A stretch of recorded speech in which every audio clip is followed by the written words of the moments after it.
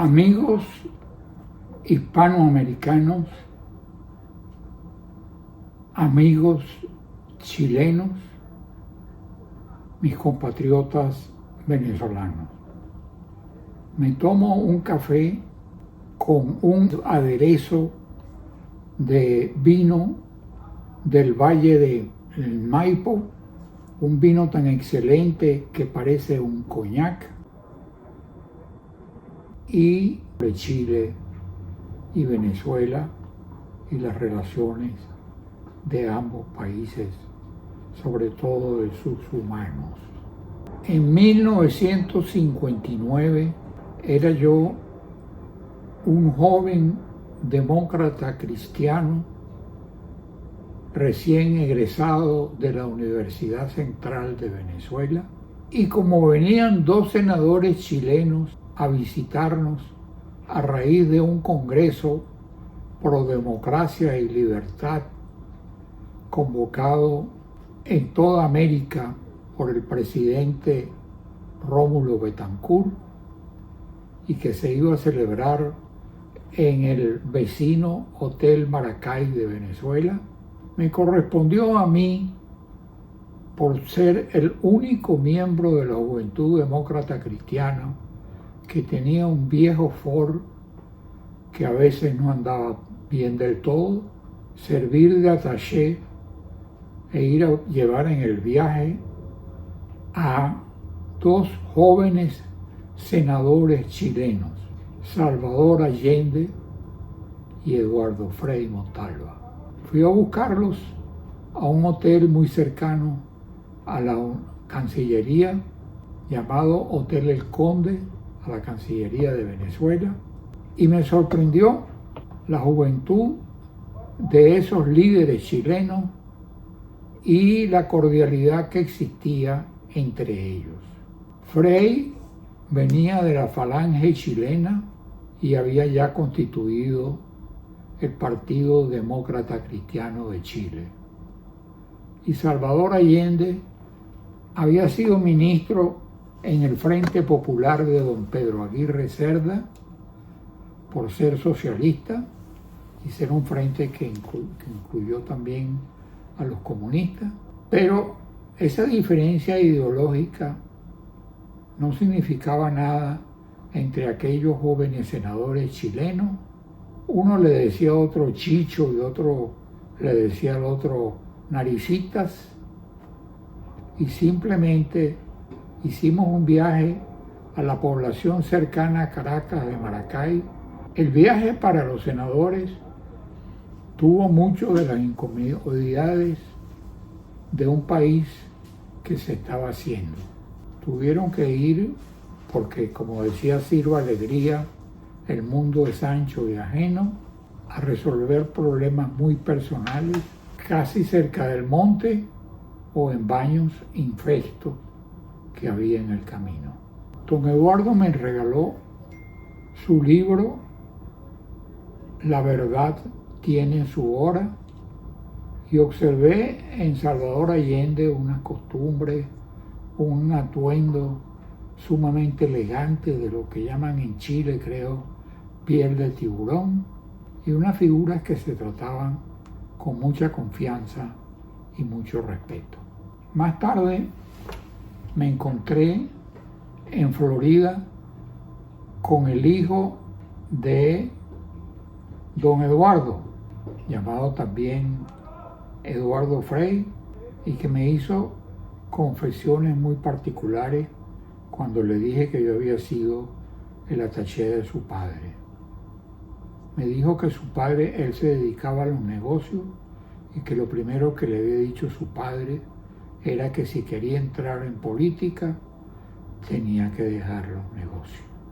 Entre Chile y Venezuela tradicionalmente hay una amistad muy grande.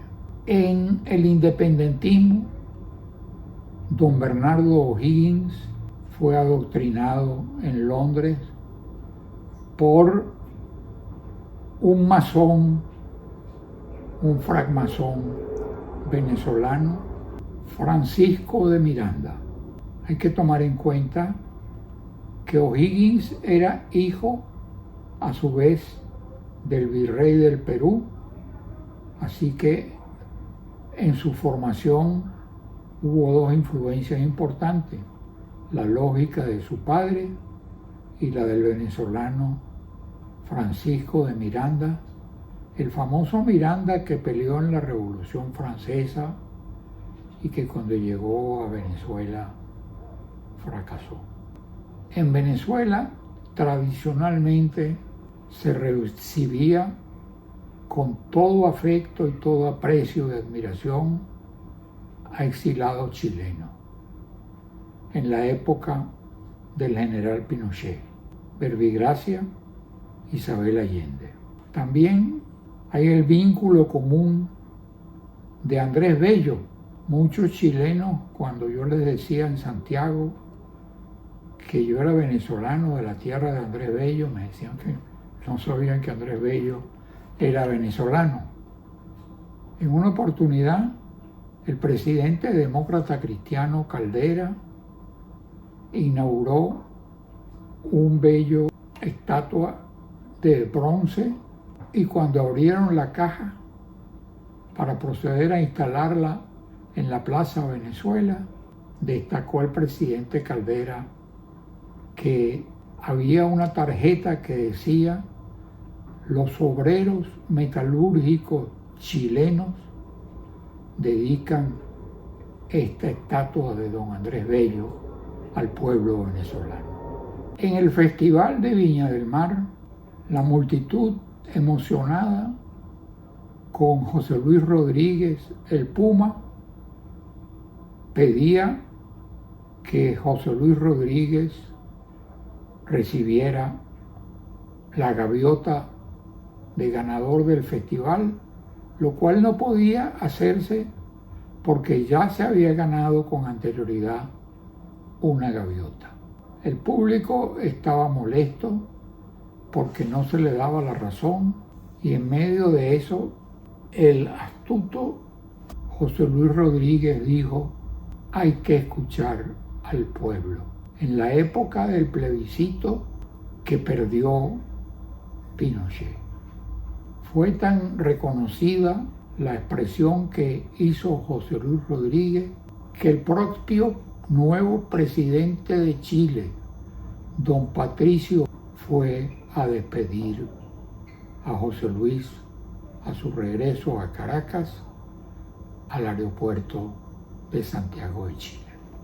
Hace pocos días me enteré de el abucheo que hubo en el Festival de Viña del Mar a un artista venezolano dedicado a la comicidad, George Harris. Arte difícil de la comicidad, arte muy duro. En una oportunidad, Chaplin dijo que Cantinflas era mejor que él porque sencillamente Cantinflas había sido un cómico internacional en español y luego un cómico internacional con la película Pepe. George Harris, mi vecino en la urbanización Los Palos Grandes, en Caracas, es un cómico de talla internacional. En Miami se ha presentado en el Flamingo, en el mismo local donde en Miami se presentaba Frank Sinatra. Cuando empezó el abucheo se le decía Benico y George Harris dejó de actuar y se retiró del escenario. Es un término que prácticamente equivale a el término en Chile roto, pero hay que agradecerle más bien a Chile que haya aclarado ya el asesinato de un opositor venezolano por el Tren de Aragua, que no es venezolano, es internacional y es además cubano. Es una creación de los cubanos que controlan a Venezuela. Y Boric es un presidente independiente. En todo caso, debemos ser benévolos con esa situación derivada en el Festival de Viña del Mar y decir: Chile y Venezuela, países hermanos, estoy muy agradecido, y que viva Chile y que viva Venezuela.